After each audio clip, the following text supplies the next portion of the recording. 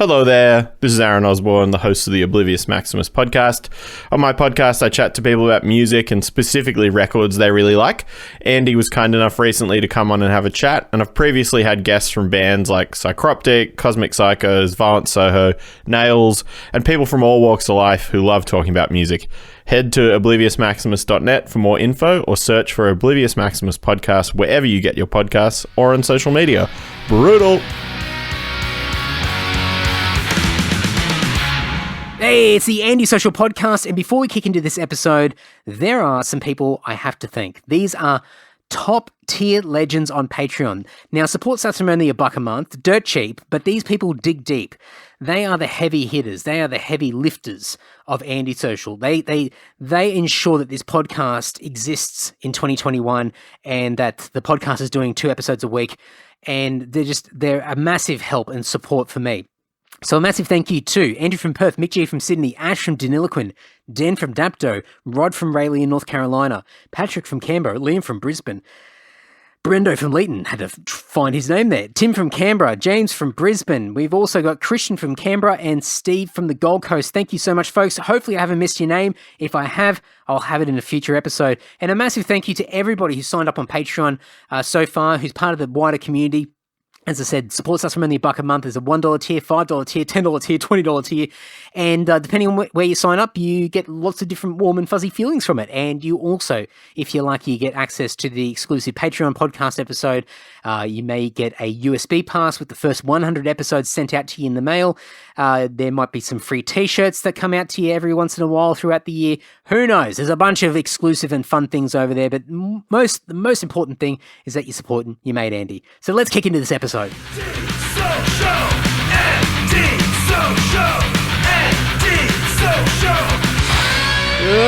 this is the 267th episode of the Andy Social Podcast, and joining me for this chat is Nikki Brumen. Nikki fronted the Melbourne band Pagan, who called it a day at the beginning of 2020, and since then, Nikki's been really busy. She's been doing a whole bunch of different things, which we talk about in this chat. I'm going to have links to Nikki's social pages sounds really weird. I'm going to have Nikki's social media handles, as well as a few Pagan links as well. Although Pagan's called it a day and they're no longer an active band, we all know that music is timeless, so I'm going to have some links to Pagan's music in there so you can enjoy that.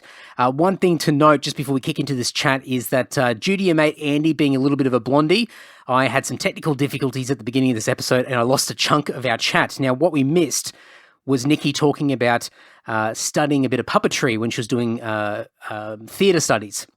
And so we come in just as we finish talking about puppetry. So you'll notice later on the chat, there's a couple of references to puppetry, and you'll be wondering, what the fuck are they talking about? That's where it comes from. But your mate Andy here had a little bit of a technical glitch and lost the first part of the chat. Nonetheless, it's a fantastic chat. I really hope you enjoy it. And you know what I'm going to say? Enough crapping on from me. Please enjoy this great chat with Nikki Brumen. The amazing thing about doing a theatre course because I did a theatre studies course for 2 years when I was 18, 19, and then a few years later I did an actual acting course, like just in straight up acting. And I learned how to be on stage and be present and be in the moment, which is, actually a really hard thing to do. Like, you know, in theory you think, oh, it's so easy to be in the moment and like just do whatever on stage, but it's an actual art in itself to like just like not be preempting what you're doing and just like reacting to the audience and reacting to what's happening. And that was like the main thing I took out of studying acting and studying theatre, which was like the most important thing that I learned for my music stuff. And the other really good thing about doing those courses was that I really learned how to use my voice, because without that I don't think I would have been able to tour and scream every night without knowing like really technical like learning like these technical like vocal skills and how to use like be on breath and use my voice. And so like I've taken it, like studying acting has been like a massive part of my life. Not that I want to really be an actor anymore, but because I was a lot more serious about it back in the day and a lot more into theatre back in the day. But it's like just helped me so much, like learn who I am and learn what I wanted to be as a performer, and that I really wanted to do something that was complete self-expression, like therefore, you know, starting a band and like doing what I wanted to do and not being restricted to, you know, learn a script or do something that was like a little bit more confined, like the rules are a bit more strict, I suppose. I've always seen people that get into sort of drama and theatre as, and I'm definitely stereotyping here, but extrovert personalities. Would you say that you've got an element to that, or do you lean heavy in that direction? Have you got a bit of both, where you do? Like I think most people have elements of being an extrovert and an introvert. I don't think people are one or the other, but do you find that that's sort of played into a lot of your personality? For sure. I mean, I would say I'm definitely an extroverted person. And I really like being on stage and like, but I agree with you, like theatre people are fucking weird. I like how you pulled that out of what I said. I was being diplomatic. No, they're so weird. I remember my twin sister used to always say to me, like, when I'd have like a party for like one of like my like really loud acting friends, she'd be like, I don't want to go. They're all like really scary. They're like crazy people. And I was like, actually, yeah, I kind of agree. And in a way, I never really fit in. And I suppose that's why I kind of rebelled and like when I did my like music stuff, because while I was studying acting, you know, we had these strict, like I was doing it like Monday to Friday, 9 to 5. And I started the course when I was like 22, and like I was like so committed and like knew that I wanted to play in a band, but also really wanted to be an actor. Like I wanted to do both, but I couldn't do both because I would go to band practice. I used to play in a punk band. We were called Little Lamb and the Rosemarys, and they were very like maybe kind of sounded like Riot Girl 90s vibes, and so I would go to band practice on like the Sunday, for example, and like it was hard for me to find time to like go to band practice because I was studying so much. And then on the Monday, I'd have like a vocal class, and my teacher would be like, why is your voice husky, Rora? And I'd always make up these excuses and like lie and be like, I'm feeling sick today, or I don't even know what I would say. And like I couldn't make both work. And people would say to me, they're like, how are you going to do this? Like, you know, as an actor, you've got to have this like amazing voice. You've got to have like, and your voice is like, sounds like it's totally cooked. And I was like, you know what? Why do there have to be these rules though? Like if I'm able to like scream and do vocals without completely losing my voice, I can still do some acting stuff on the side. And so, yeah, I never really fit in with that scene of people. It sounds so mean and bitchy that I'm just like paying out like actors. A lot of actors are amazing and lovely people, and I'm friends with a lot of them. But in general, like theatre people are just weirdos. Yeah, I don't really know. I don't really know a lot about that space at all. I remember it being like a subject that we could pick in high school, just as like a little bit of an extra thing to do. Cute, I love it. And there was always those types of people, very extrovert sort of personalities that would just gravitate towards that. And for me, there was just nothing. I mean, I was the ratty kid with, you know, trying to grow my hair out, wearing Metallica t-shirts, and there was just nothing appealing about drama. Yeah. I was that person too, but in the drama club. Yeah, there you go. So, but it was one of those things where, like, I sort of look at it from the outside, and I'm only seeing sort of, you know, a very sort of tunnel vision of what that whole world looks like. And I think when I sort of compare, you know, people that sort of working in theatre and then probably people that are musicians, I think there's an element. I think, you know, obviously getting on stage and performing, you are putting on a show, you're performing, and depending on the type of music and, you know, the image you want to portray, then there could be a character or something that you fall into, an identity while you're on stage. But I think there's an element of vulnerability that's in music that might not be quite the same in theatre. Would you agree with that? Is it like, I think, and that's where you come with these crazy personalities that gravitate towards theatre, where you can be multiple personalities. You can switch. Yeah. And you might not be yourself as much because you're probably more consistently playing other characters. I do agree with that. It's weird though. It's kind of like on one hand I agree with it, and then on the other hand I feel like they're so similar. Like how I was saying, like if you're in the moment, like completely in the moment, not preempting what you're doing, you just go on stage and you just play a sick show, that will be the best show you'll ever play. And it's the same with acting. If you go on stage and you're just like so confident in knowing your lines and like so comfortable in the scene and you just do it, that'll be the best acting you've ever done. So like in so many ways there's similarities, but then on the other hand, I do personally, and like I don't speak on behalf of any other actor, and as I've said, I've got lots of acting friends who are amazing people and they'd have different opinions on this. But for me, I do find it really restrictive, and like I could never express myself totally. And I never really, it was weird, like I didn't really feel like myself when I was like more into the acting thing. And then as soon as like Pagan started to kind of take over and I had less room and less time for acting, I finally felt like me. Like it was what I'd always wanted to do, but without the acting stuff, I never would have been able to get there and totally like be like this front person who could just go on stage and like not give a fuck about what anyone thought, because I genuinely didn't, and just be so in the moment. Like acting helped me get there, but then at the same time I just didn't really feel myself with the acting stuff. But I have that to thank for like committing to music as much as I ended up doing.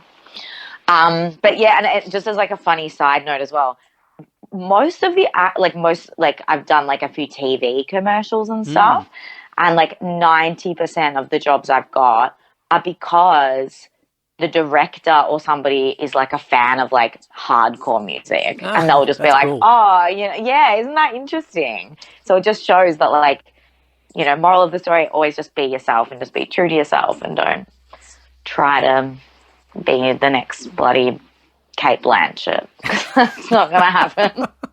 Sorry, everyone. It's not going to happen. It's not going to happen. Reality check. Come back to earth. Yeah. I mean, obviously you got that extrovert personality, that element to you, and there would be, you know, I wouldn't say potentially natural, but it's easier than someone who's got an introvert personality to get up and perform in front of people. But, you know, going back to some of the earlier punk days, and then obviously when, you know, Pagan sort of kicked off, were there times in the music setting where there was, because there's a lot of similarities between performing. I mean, you're performing no matter what, but to get on stage in a sort of a music setting with a crowd in front of you with a very different dynamic going, did you find that there was an adjustment period to get used to performing on stage and even just feeling a little bit vulnerable as well? Yeah, for sure. Like when I started out with my first band, Little Lamb and the Rosemaries, I was so scared to do it, and there were so many different layers as to why I was scared. Like I wanted to be taken seriously. I also like didn't want to be looked at like I wasn't good enough to be up there. Like there was so much insecurity then, and it's interesting. Someone sent me like one of our old YouTube, like a video on YouTube of like us performing at the Old Bar from years and years ago. And I watched it and I was like, oh my God, I thought then like I was going so crazy and like I looked so comfortable, and I watched that video and I'm like, I look so insecure. Like it wasn't a terrible performance, but it wasn't what I would be able to do now. And then like, you know, watching like a video of me, you know, from a year ago or whatever, I just totally shed any of that insecurity and was able to like be totally me on stage and not be like thinking about the person in the back of the room and what they're thinking of me, because you can't hide that either. Like you think you can, but as soon as I see somebody uncomfortable on stage, I feel uncomfortable. Yep. And it's so hard you can't hide it. And like I could see right through what I was trying to do. And I was like, I look so awkward. Maybe other people wouldn't see that, but I could see it so much.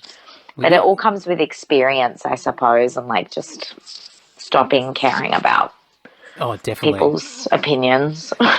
Well, yeah, and I think that's a growing thing. I think most people go through it, but I think for anybody who makes that decision to perform, I think they sort of go through those motions a hell of a lot quicker and with more intensity than somebody that doesn't go down the path of doing any form of performance. It's just it's such a nerve-wracking thing to go through and just to go through all the different emotions, and depending on our background, where we've come from, our upbringing and the environment that we've found ourselves in, there, as I think you sort of alluded to before, like there's so many different reasons as to why walking onto that stage that you are nervous, or you've got you're apprehensive and you've got to cut Absolutely. through. There's so many things that you have to sort of throw yourself at straight away just to try and break the ice and cut through.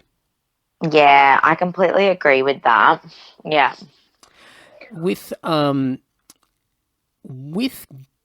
going to Pagan and sort of kicking off there and sort of looking back, and obviously you mentioned the two contrasts between sort of starting off and looking back at that YouTube video versus now.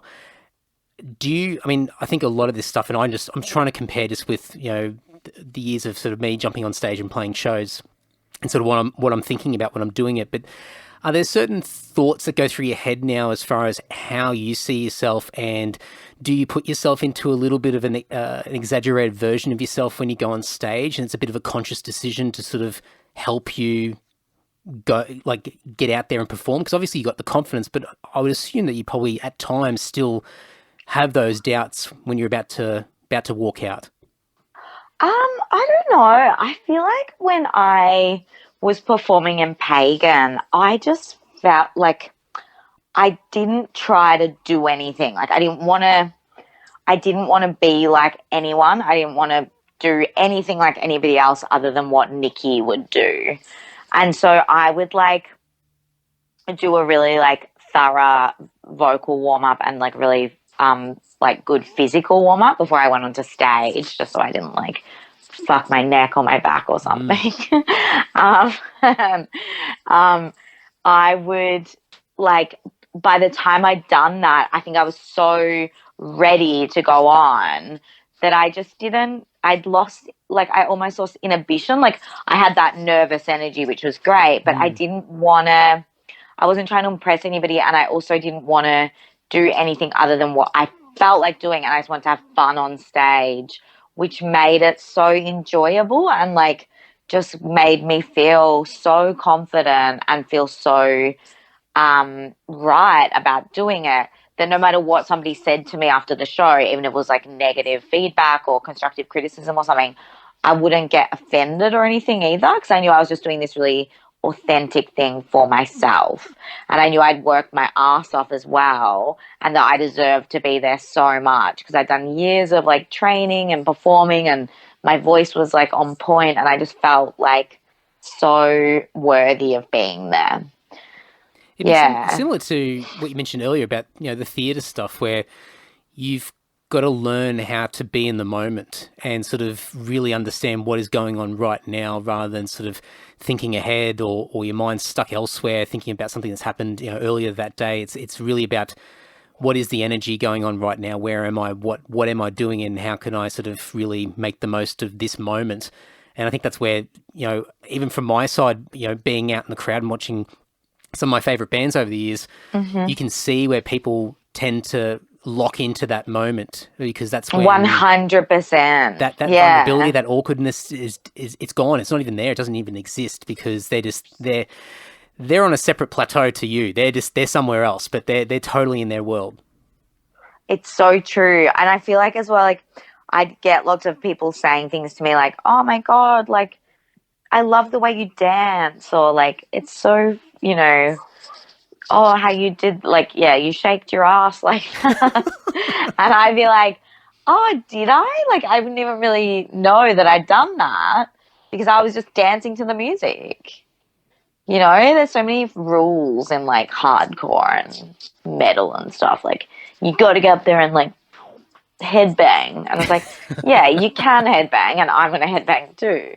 But you can also shake your ass. Why can't you shake your ass? I'm going to shake my ass. Well, I think it's the refreshing thing about it is that, and a lot of bands, the bands that do really well and they build a great following are the bands that can lose the restraints of, whatever the norms are that exist in a local scene. They're always my favourite bands, for sure. Yeah, and it sort of gives not creative, it gives license to the people that are following that band and supporting that band an opportunity for them to feel good enough to be able to do their own version of that in their own life, where they don't have to worry about what stereotypically is expected of them, in everyday life. They can just be themselves and be in the moment and, do something that's unexpected and, it's not hurting anybody. It's not, interrupting anybody else's day. It's just, it's different. And that's usually what causes people to stop, trying things or just being themselves. So exactly to see bands like that, it's an amazing thing, obviously for the performer, but I think for people that are out there, supporting bands and watching these bands play, I think it's really powerful. Yeah, I totally agree. And yeah, as I said, like they've always been the bands that I've loved the most. And therefore that's kind of the mantra that I had when I was doing Pagan, for example. Like, I just feel like it's the most punk thing to get up there and dance how you want to dance. Like the irony is that punk can be so, like people can treat it like it's sort of like this fashion trend and everyone has to look the same and act the same. But that's the irony there is that then that's not punk anymore. That's it. Punk is doing something different. Well, it's the same. It's the same with metal music. It's so funny because your typical metalhead, and I'll stereotype just for the example only, but it's very much rebel against authority, against the grain. Live your own way, live your own life, etc., etc., which are all fantastic things by all means, but that's as long as you sort of fit this very narrow, look of, the black t-shirts and the jeans and things like that. And so when, over the years, especially for us in our band, like we always had this thing, and we still say it now, we'll always take the music seriously, but we'll never take ourselves seriously. So when we play, we're just being idiots on stage. So we're playing jokes on each other during the set. We're running around. I'm prancing around like an idiot. And it's just, like, it looks dorky, and sometimes I'll watch some video back and I'll go, oh God, they look so dorky. But it's fun, and the people enjoy it, and you're in the moment. And metalheads, I think, to give them credit, majority of them enjoy it and they get it and they're open to it. But there are always those guys who are just so staunch about what they think metal is, but at the same time preach all these, lifestyle choices of, going against the grain and rebelling against society and doing it your own way, your own path, etc. So it's funny, like you mentioned the punk thing, because I think there are some real big contradictions and hypocrisy around, what people think it is versus their actions. Yeah, totally. Have you seen a lot of that over the years yourself? Obviously, you're conscious of it, but have you sort of had to manage it yourself directly over the years as far as trying to find your own identity and carve out a spot for yourself? Especially as a woman in the scene, you do get compared to any other band with another woman in it because people are so horrible. Bloody unoriginal. Female-fronted metal. On, yeah. Although a lot of people did compare me to Andrew WK because of my white outfit. I still like to tell myself that he copied me, which is impossible because he was doing it way before me, but let's just stick with that. Yeah. But I'd always get compared to other women who were doing it, which, I would take as a compliment, but then I'd also think, oh, for God's sake, can't you tell that I'm trying to sound like Dennis Lixon, who's not a woman? I'm joking. But he's like my biggest influence. Like, I love his scream. So whenever I was like a teenager, I was like, I want to learn to scream like him. But yeah, it made like, as a woman, you feel so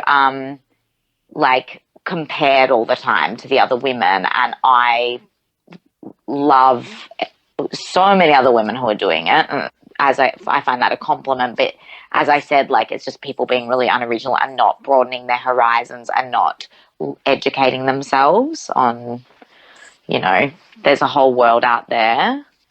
And there's a lot of amazing people doing music. Just because I'm a woman, it doesn't mean I sound like bloody Paramore, mate. Because I definitely don't. Even though she's got a great voice, but I don't know. There's not one dimension to a female getting up on stage and performing. There's just as a guy getting on stage and doing a whole bunch of different things. There's a never-ending array of options and variables out there. But it's totally it's a tough one from a guy perspective sometimes, because I think, and I mean this in a very sort of light way, not as something that's totally engulfs me and makes life hard to sort of navigate. But sometimes I see that stuff and the way that it's highlighted, and I think it comes from a good place. But I think there's also this element of novelty around it, where people still look at it as a novelty, and I just find that so cheap, because, as you said before, like, really, who gets on stage doesn't even matter. Like, once you're on stage, it's a level playing field, because you've all got the opportunity to be there and do your thing, perform, and be yourself. And I guess it needs to be celebrated, it needs to be highlighted, because you want to encourage more people and be more inclusive. And so there's that weird balancing act where you've got to talk about it, but I think sometimes the delivery of it or the execution of it doesn't quite hit the right spot, and it just comes across as sometimes where we're making this seem a little bit too novelty. Going, oh, I agree with that completely. Yeah, there's a girl there, so then let's compare her to the other girl, because apparently there's only 2 girls who play music, which is the biggest load of shit ever. Like, do you find that? Yeah. Do you find? I mean, obviously, with Pagan ceasing about a year ago now, it was probably just over a year ago, I think. Yeah. Do you find, just, I guess, being a little bit removed from it all, and obviously the world's completely changed as well, so I'll probably talk about a little bit of that, because I think good timing in a way, by the way, you guys made that decision. But I know, weirdly, it's such a Pagan thing as well, that we ended it and then, like, we couldn't have done anything anyway. Like, the world implodes. Totally classic Pagan right there. Do you find that being sort of a little bit more of a spectator at the moment, and looking at sort of the way other bands are sort of functioning and getting out there, and the way, bands have been releasing music still and being promoted, do you see that it's going in the right direction, it is getting better, or are there still the same sort of repetitive things where we're not quite getting out of a lot of these bad habits that we've had over the years? It's hard to tell, mainly because, I haven't been to many live shows. And that's kind of the breeding ground for really shit behavior a lot of the time. Sorry to get on my soapbox, but it is. Like, I have had the worst, grossest people say stupid things, and, like, just random shit. Like, somebody once kissed my foot, and I was like, what the hell are you doing? I shouldn't laugh, that's like, horrible, but it is out there. Yeah, like, just gross. But, so it's hard to tell, but,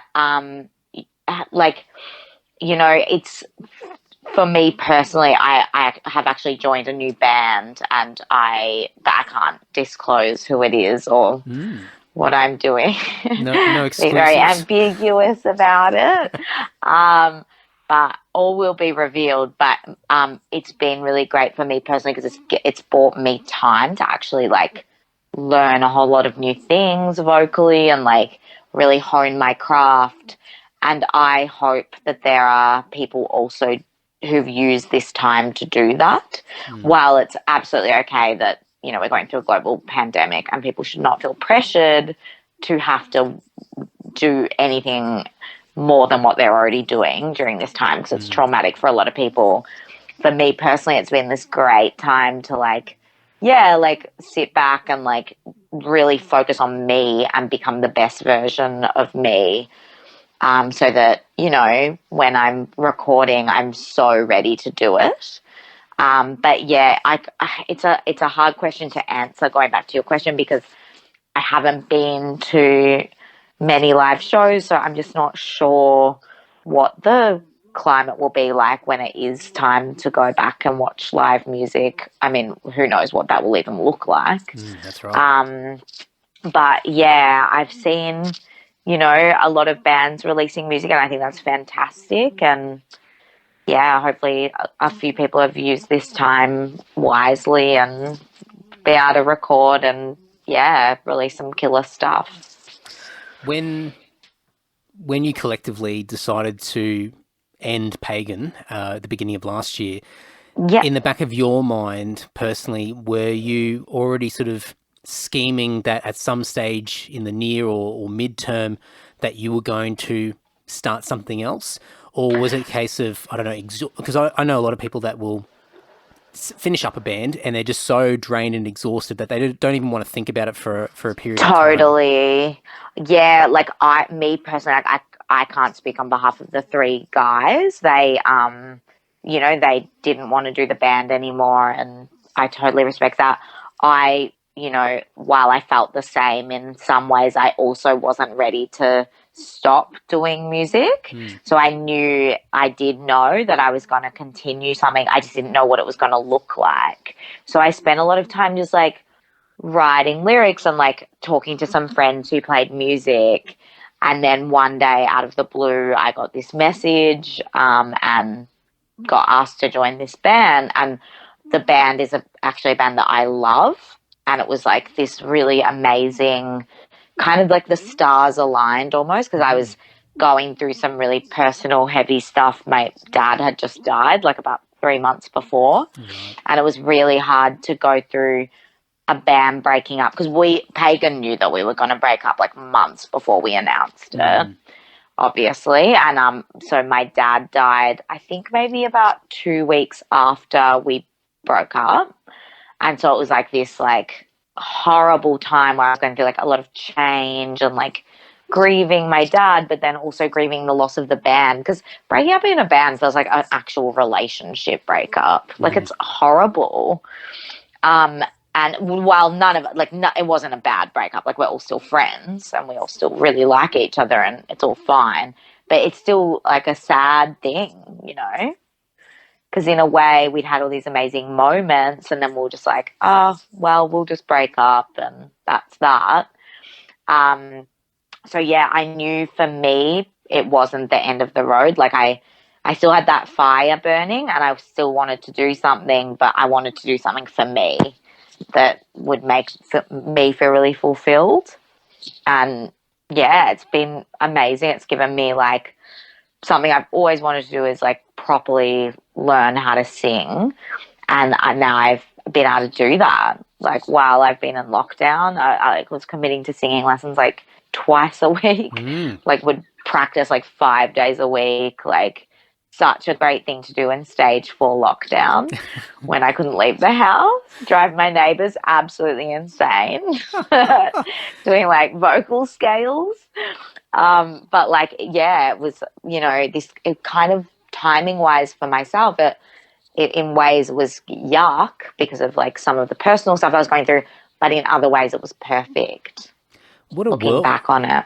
What a whirlwind. Like just, I know. Obviously all this adversity and, these challenging moments that you're going through. And I mean, I'm saying that lightly, of course, but, to then also have this optimism and this drive to work towards something new. I mean, and that would be exciting in itself. It's a new chapter, and it's, from what you're describing, you're pushing yourself into an area that you haven't been before either. What a amazing contrast between, and on top of that, I mean, we're kind of excluding the fact that, and we sort of touched on it, but like, the world's been imploding for the past 12 months as well, and all the stress that comes from that, which is just in itself a big thing for many people to deal with. And just it's awful. It's hard enough for anyone. Yeah, exactly. How did you, I mean, this might be a really stupid question, but I'm trying to think of a good way to ask it, but how did you just get through the day to day? Like what were some of the things that, I mean, just things that sort of kept your head above water, especially when things were really tough? Yeah, I mean, I know this sounds so lame, but this is 100% the truth. And I'm not just saying this because I'm on a podcast talking about bands. Yeah. Honest to God, I like anytime I did singing practice, that would make me feel so good. Like if I was having like a day where I felt really down because, you know, like in Melbourne with the stage 4 lockdown, it was horrendous. Like you couldn't even see friends unless you were going for like a walk and you had to stay like a meter away from them. Like how ridiculous. I mean, looking back on it, it's great that it happened. Yay, look where we are now. But, you know, it was hard at the time. Yeah. And if I did like singing practice, I would feel elated. I would feel like me. I would feel invigorated. The catch-22 is with that is like the procrastination that comes with like having to do it. So I'd like be sitting there being like, I really want to do it and I know I should do it, but I can't be bothered. I'd rather sit here and watch Netflix or drink a whiskey. Way rather drink whiskey and put some substances up my nose than do this. No, I'm just joking. No. There's always distractions. I'd way rather just like watch Netflix or whatever. But then like the minute I force myself to get up, do some singing for, you know, half an hour, I would feel so good after that. Like it was so good for my mental health. And it just makes me realize like I just have that thing like where creativity and like working on my, like for lack of a better word, like working on my craft. That sounds so wanky, but you know, like working on like singing or whatever, that makes me feel so good. And like it made me feel really productive as well. You know, I was working from home, so like I was really like confined to like the house and like everyone was. And, you know, I made it a bit of a daily thing to like work and then after work to do the singing and then, you know, like go for a walk and like do all these things, like really get into this routine. And now I'm like thanking myself for doing that because like singing wise, my voice has improved like tenfold. Like it's crazy. I could never really sing before. It's like I could scream, but I wasn't the best singer. It was pretty pitchy. And now I've just like, it's like been this amazing experience and like a great way to like spend COVID. There's probably a few things there that really helped. You know, obviously having the routine of just having something to work on. You know, that consistency, it's sort of like, you know, when you work, you know, just showing up each day and just being immersed in something. And then obviously seeing the improvements. I mean, being able to sort of look back now and see where you were versus where you are now. I mean, that's satisfying. And the other thing that's it's quite interesting, I guess, like for you just doing the singing would be like the equivalent of somebody going out for a jog or for a walk. It's your version of exercise because, you know, that's an energetic thing to do. I mean, you've got a bit of blood's got to move around the system to really sort of belt out some music. So no doubt that would have helped you physically as well as all the mental benefits. Exactly. And like also it kind of, I suppose it maybe filled a bit of a void as well because, you know, like you used to going to band practice like once or twice a week, like even though Pagan were like the laziest people ever with band practice, not gonna lie. But like it filled a bit of that void as well where like, you know, my normal life, I was going to band practice a couple of nights a week. Whereas during COVID, I was like, well, I still want to have that creative thing. How do I do it? So I do that. And it really, more than anything other than like drinking heaps of wine, that helped me the most. Whatever it takes. Maybe wine a little bit more. Nah, the singing helped the most. I'm kidding. Look, you need an array of things to keep you going. You can't just rely on one thing. It's the variety is the spice of life, apparently what they say. Yes. Exactly. Some good Italian red wine, some good whiskey, and some excellent Colombian substances. I don't know if that's allowed to go on the podcast. Yeah, hey, whatever. I'm happy to keep it in. There's no rules here. You can say whatever you want. That's fine. Did you one thing that I've noticed speaking to a lot of musicians over the past few months, sort of coming not so much out of the pandemic, because I think we're very much still in it to different extents depending on where you are. Yeah. But I think a lot of people sort of had to sit back a little bit and sort of work out where they fit into the world and their identity as a musician and a performer, because, you know, they can't get out and play shows. And so totally agree. Has changed. But I would assume for you it'd be that to a degree, but probably slightly different again because of the band breaking up in, you know, January, then sort of everything happening about a month or two later on.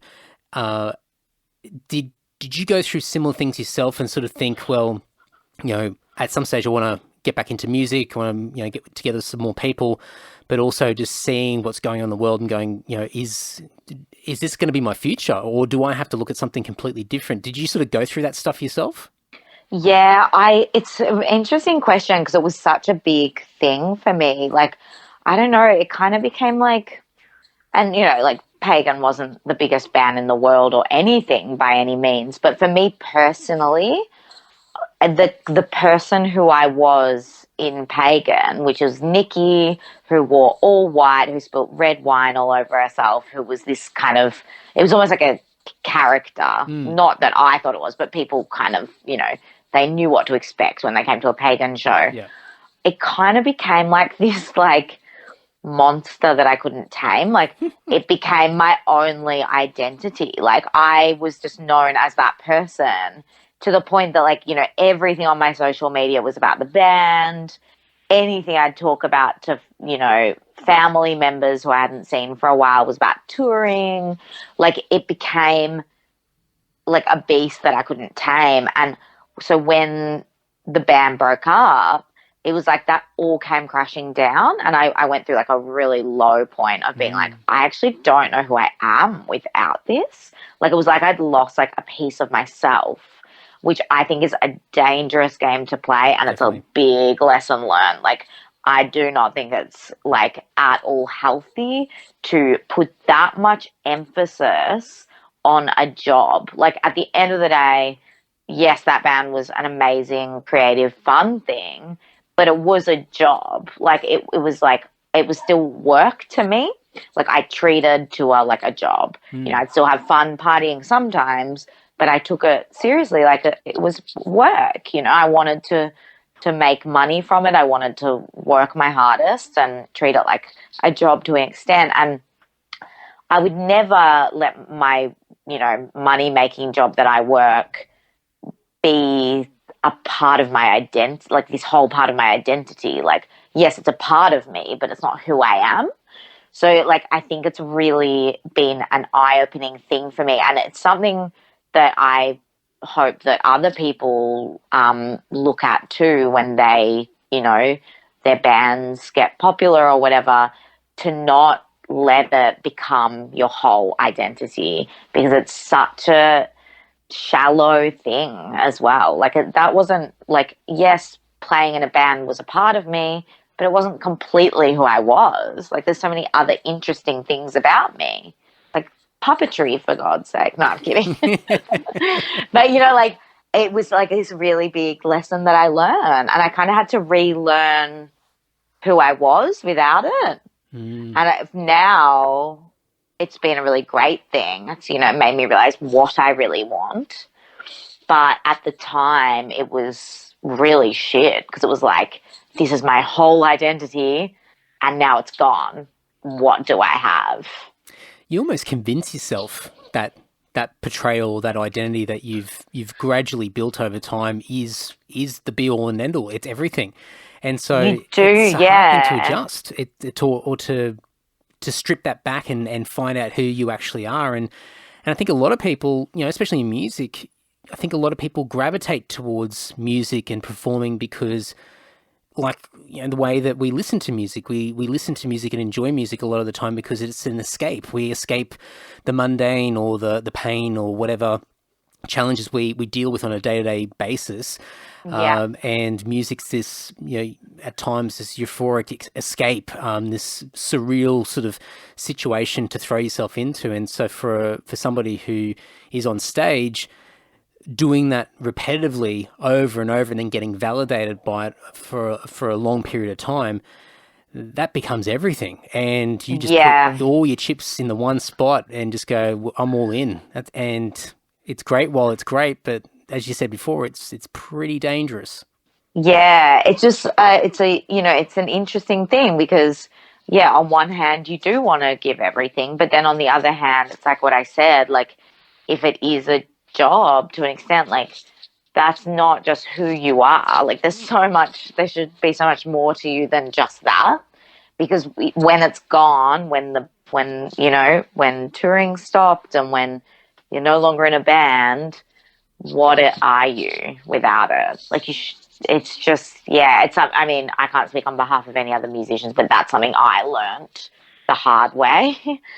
And now I'm really happy that I can see that for what it is, and I wouldn't let it become like that again. I think it's like, as for me as well, like I love having lots of different passions, so it's not as easy to get swept up in it either. Are you conscious of the public versus the private perceptions? So obviously, there's a lot of inner work you've got to do to try and break apart the past and try and rebuild yourself and think about, all the different things that make you yourself. But I guess, being somebody who, has a history of getting up and performing in front of people and by the sounds of it, you're going to continue doing that in the future as well. Going into this next chapter, and I'm using sort of a chapter analogy, but to go into this next chapter, are you sort of thinking about being more multidimensional in a public setting, or are you sort of just building more confidence to go, well, I will have my performing identity, but privately for myself and my friends and whatever, then I'll just be able to embrace the other elements and the other passions that I have? I mean, I might be over analyzing this kind of stuff. So that's exactly how I see it, though. Yeah. Like, the way you've explained it is like exactly what I mean. Like, so in future, I will make an effort to not just, like on my Instagram page, for example, like I'm not just going to post about my band all the time. Just like I don't know, for me, it just became a bit of an unhealthy, like, fixation. Like, it was the only thing I thought that people cared about, and like I was like not likable without it, or not, like it just became not like a healthy way of thinking about a creative thing that should be fun and fulfilling. So going forward, for sure, like I love it. I love music so much. It's such a big part of me, and I love playing in a band more than anything, but I also love other things too. So I don't want to fall into that trap again, just because, as I said, like I'm still a good person without that. Like I don't need that, my main thing is this: if I know, as long as I work hard and I'm enjoying myself, that's all that should matter. Nothing else should really matter for me with it. That's right. Yeah, absolutely. What's some of those passions that extend past music? Well, like I definitely still do love doing some performing stuff, like in terms of acting stuff, and also just like going and seeing a drag show, or like going or like traveling somewhere, or like listening to true crime podcasts. Oh, you're one of them. So many sucked in. I've read a fact somewhere that like apparently like women between like 26 and 40 or something like are the biggest like target market for like true crime. And it's so really weird, because I think when I turned about 26, I became really fixated on it. And I was like, oh my God, I'm part of this statistic. Oh, no, I don't want to be like that. And then I realized that's what I am, and now I'm obsessed with it. Well, my wife, I've said this a few times on the podcast, but my wife had a ritual for a number of months where she would watch Netflix on her phone in the bathroom every Oh morning my while God, she's I doing her love this. makeup and getting ready for the day. And I'm lazy. I'm still in bed trying to peel myself out of the bed. And all I can hear, the first things I'm hearing every morning is like, and then she chopped up his body and put it in a bag or something like that. And I'm just like, this is not the way for me Was to start this my Case days. Files? It You said it was on Netflix. Sorry. Oh, it was Netflix, but she was listening to some podcasts as well. But You sounded like the Case File guy. oh, just did I? then. Yeah. Am I the guy? And he always starts the episodes with like the ad bit. So it'd be like, yeah, the preview or something. Today you can get tandoori chicken through HelloFresh. Oh, right.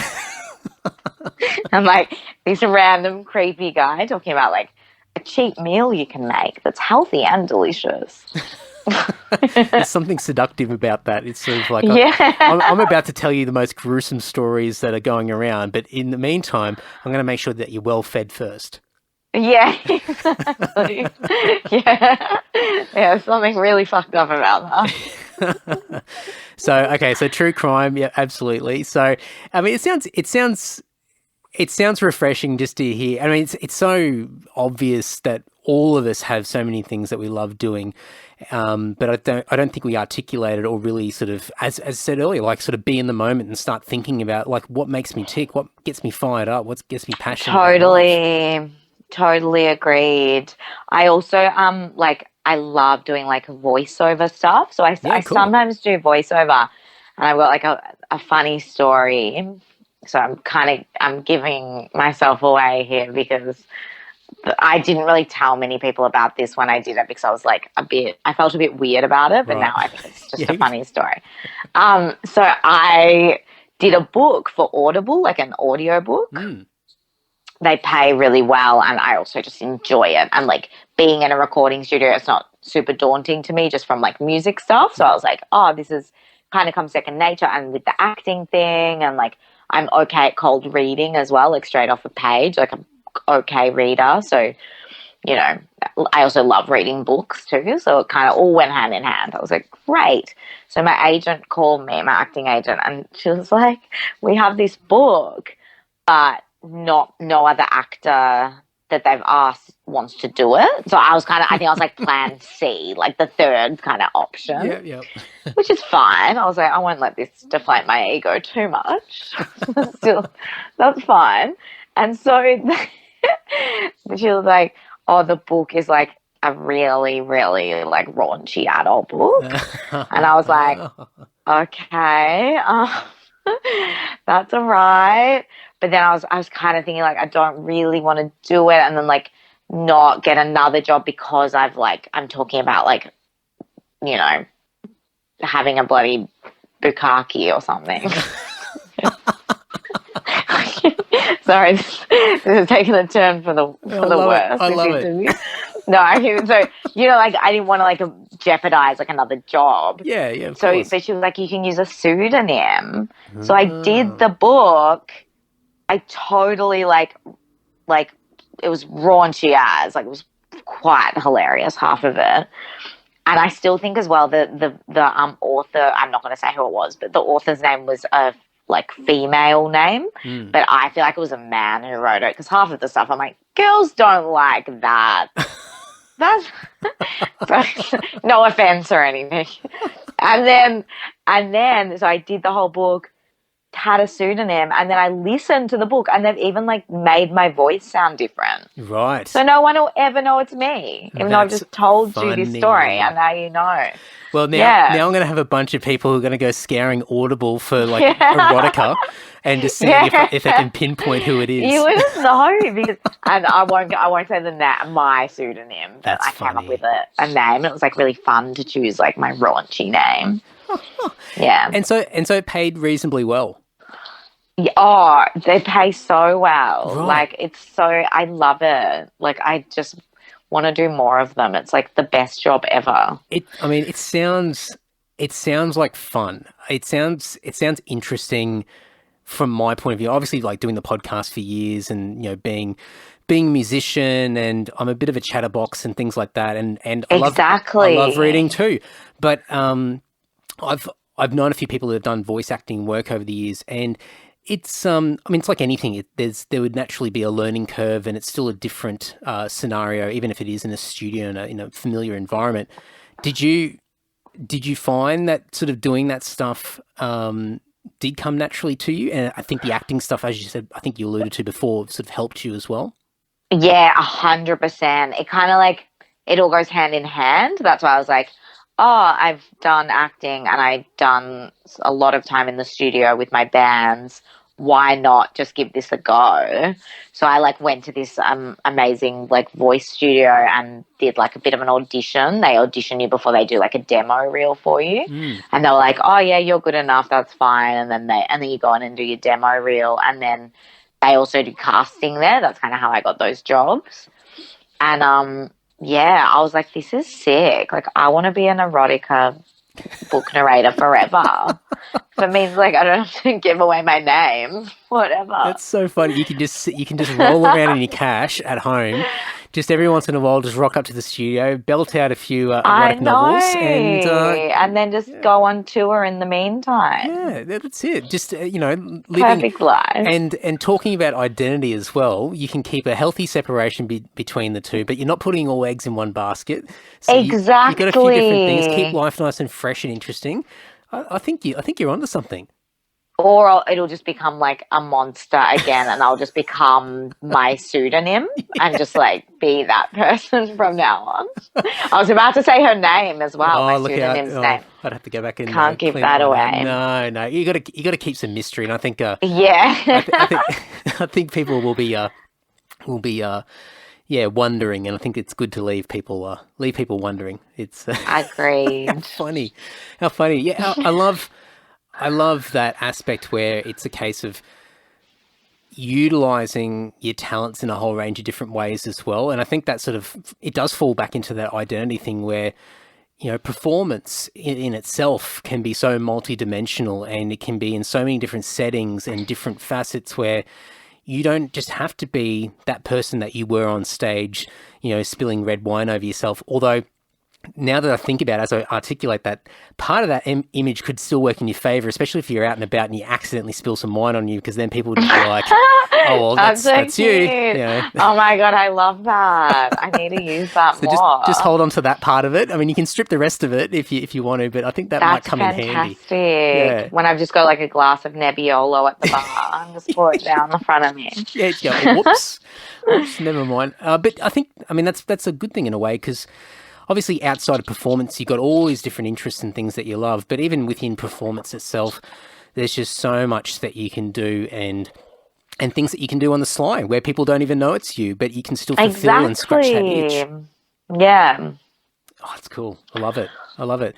So you mentioned before that you're starting to work with some people. There's a band on the horizon, and obviously it's early days, so can't talk about the specifics or anything like that. But going into this year, after last year, and you alluded to a few things that you went through last year and a lot of ups and downs. I guess going into this year, where's your mind at, or what are you looking at, or what are you thinking about, or what are some of the things that are sort of on your plate that you're going to hope to tackle this year? Yeah, the really interesting thing about this year and where I am right now opposed to last year, in a lot of ways I'm in a really similar space, like my mindset. And without getting too heavy, my dad died just over a year ago, and then one day short of his 1 year anniversary of his death, my mum died. So they literally died like one day apart from each other of a year, like anniversary. My condolences. And so like, oh, thank you. And so mentally, like I'm in a really similar place. But I'm able to use that grief and that pain and so forth to really push myself forward and know what I want out of life and treat my life, as as a gift, and that I want, like, I know it's like could be short-lived. So I want to really do this new project and really commit to it And it's kind of been so timely because it's kept my mind off that stuff. You know, like I haven't been in denial or anything. I've been confronting it in my own ways, but it's also helped me realize so much what I want. And it's given me like a really good outlook for the future, and that I just want to like make myself proud and just do it. You know, I really want to go for it. But yeah, like looking back to myself last year, this exact time last year, I was really, like I said, like really unhappy and really confused about who am I without being the singer of this band. Now I'm just in such a better headspace to like actually sit down and be like, okay, I really want to do this new band, not because of any reason other than just for me. You know, so it's interesting to see. Channeling that energy in a new way and in a positive way. I mean, that's a lot of stuff to carry on your shoulders, and even just to sort of almost, you know, to an extent fall back to some of those feelings that you felt a year ago. I mean, geez, I can't even begin to comprehend some of that stuff that you've been sort of carrying on your shoulders. So, but to have a little bit more strength now, I guess is, you know, I'm optimistic for you as a weird thing to say. Thank you. It's exciting. It's cool, and I'm looking forward to seeing what comes from your domain over the next year or so, because it sounds like, as you said, you're in a better spot, and it's just what can you do now? What's next?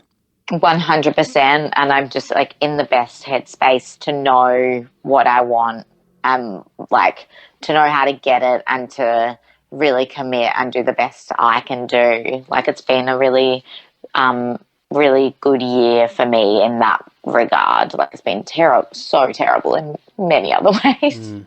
It's been terrible for basically everyone in the world.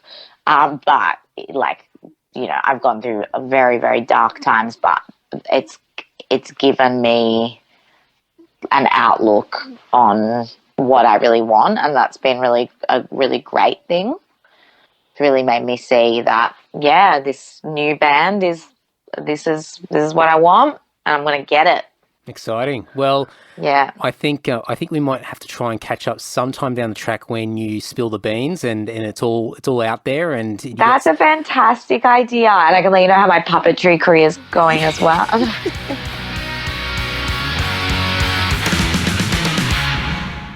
Hey, if you want to follow Nikki on the socials, it's at Nikki Lamb. I'm going to put some links in the show notes, of course. And I will, as I mentioned at the beginning of the podcast, I'm going to put some links into Pagan as well, because, you know, they're not an active band anymore, but, you know, the whole purpose of music is that it's timeless and you can listen to it whenever you want. And they put out some fantastic music over the years, and it should not be neglected. So I'm going to put some music, some links, some videos in the show notes over at andysocial.net and andydowling.net so you can enjoy some Pagan. And whenever Nikki decides to announce or is ready to announce her new project, band, venture, whatever it looks like, I will update the links over at andysocial.net and andydowling.net, because who knows when you're listening to this. I mean, you could be listening to this on time when the episode comes out, Monday morning. Good morning. How you guys going? It could be in a few weeks' time. It could be in a few months' time. It could be in a few years' time, because people now are listening to episode 1 and they're digging through the back catalogue. You know, the previous 266 episodes of this podcast. They're going back and listening to these episodes, digging in deep, and I'm getting these random messages going, I love that thing that you said on episode 22 or whatever. And I'm like, I have no idea what I said. I've got no idea what I said last week, let alone 5 years ago.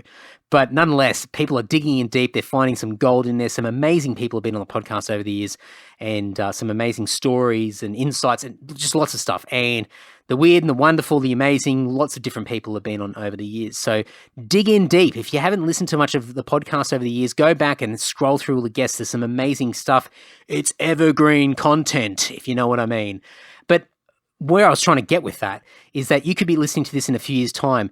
And so click on the show notes over at andysocial.net and andydowling.net, and you'll be able to see what Nikki is up to at that stage. So I will update the show notes when Nikki does announce her new band. I'm looking forward to seeing what that is.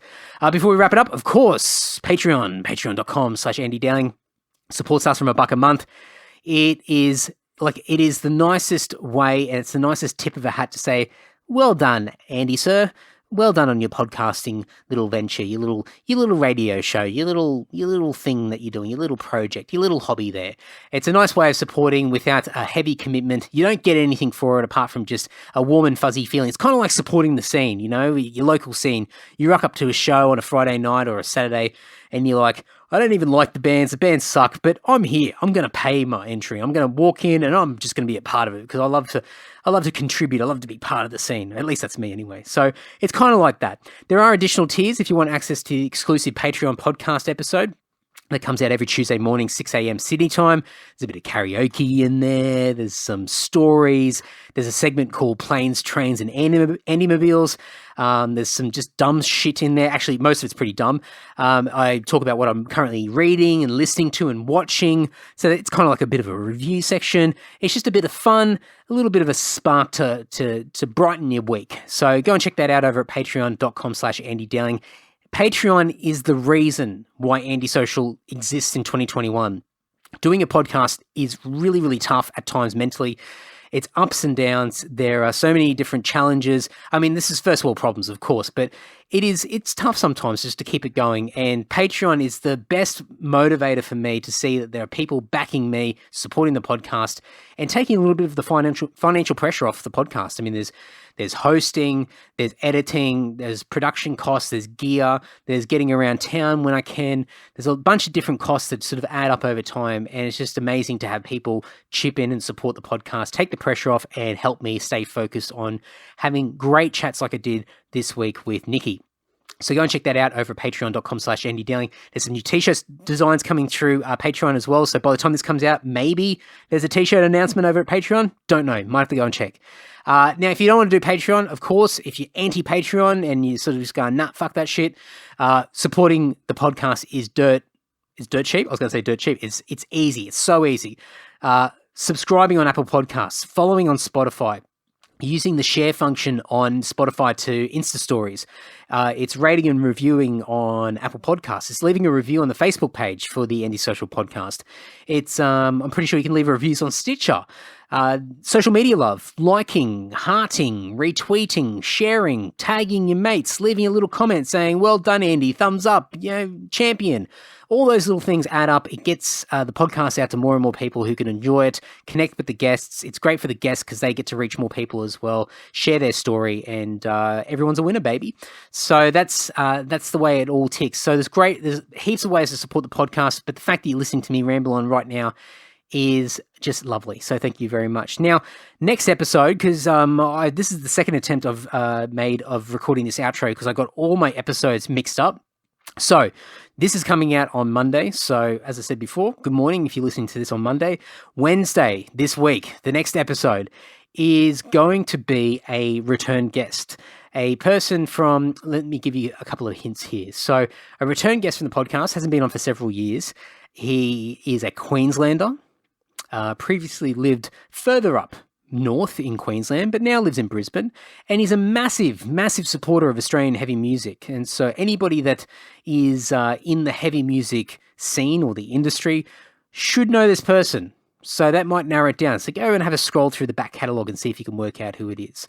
So there you go. So stay tuned for that. And then next week, I have got a few more musicians. So just as a heads up, I'm just in the musician groove at the moment. I've got so many musos that I am ticking off the list, people that I've been wanting to talk to for a long time, and I'm just going hard. So there's a lot of music sort of related episodes coming up and have been so far. I'm going to sprinkle in some comedians here and there, some people from different industries, stuff that you've come to expect from the Andy Social Podcast. So don't fear if music episodes are not your thing, because I know there's a few of you that have come in that have just got nothing to do with the music industry or massive music heads and have come in from some of the other eclectic and amazing guests that I've had on the podcast over the years. So stay tuned, listen to some of these ones as well, because they've got some fantastic stories, and I'm really looking forward to sharing some of these amazing podcast guests that are coming up over the coming weeks and months. So until then, take care, folks, and ta-ta.